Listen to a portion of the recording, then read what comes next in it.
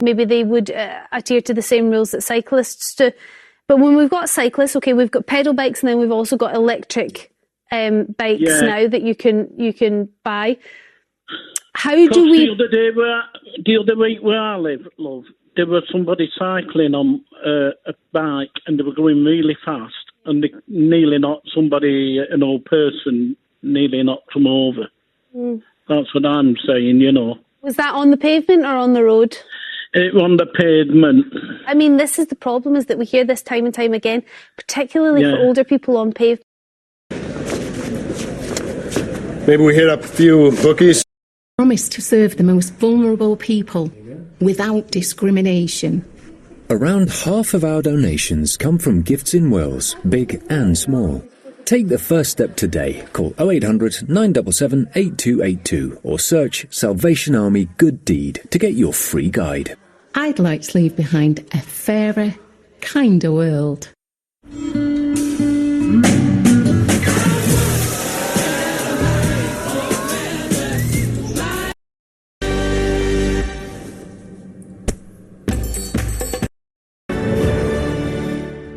When you need to get tough on pain, Neuromol Dual Action combines the power of paracetamol and ibuprofen to provide faster.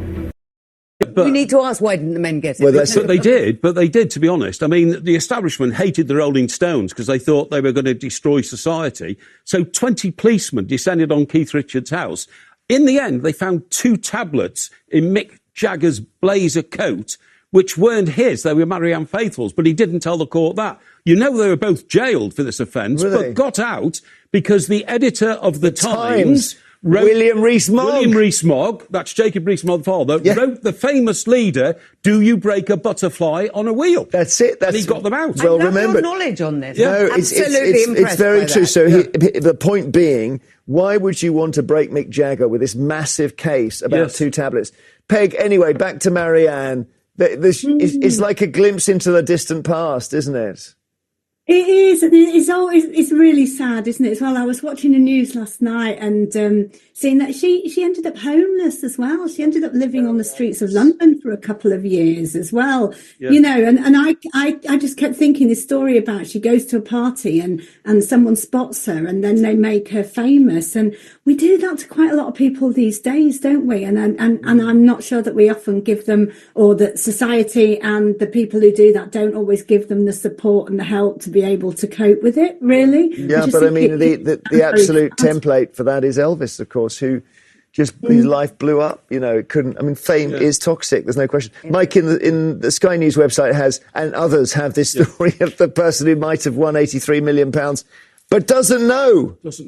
And could it be us? I don't know. Do I get any? I do play it. I don't know whether I get an email. The only clue we've got so far is it was bought in a shop. Okay. Okay. It's not me. It's not me. Right. But they won't tell us in which part of the country it was bought yet. They said they're going to give it another 5 days and then. But where I live in Stockbroker Belt, Surrey, a chap went into a shop, bought a Euro Millions ticket, and won £183 million. No. Yeah, 183 Near million. you? Near me. In Wellington, in Surrey. You know, I know. Well, of course it was. Was it you, Mike? Was it secretly you? It wasn't me. me. You do buy a lottery ticket, though, don't you? Oh, I buy National Lottery every week. We've I don't buy the Euro. Take a look. We can see the ticket. Let's just see, because I do play it. I mean, I don't know what my numbers are. Hey, wait a minute. That's quite close to my numbers, actually, because I do put 2 low ones, 2 and 11. That could be me. 19, 30, 49.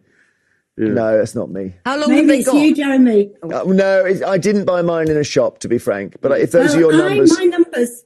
My numbers once won the lottery jackpot. This is a true story. Really? And I was in the single sex is wonderful. And there are also slight differences. I had a flashback this morning about when I was doing a spinning class next to this really nice fit man who was cycling away, and we were having a good time. Where this is and he very politely wiped down his machinery.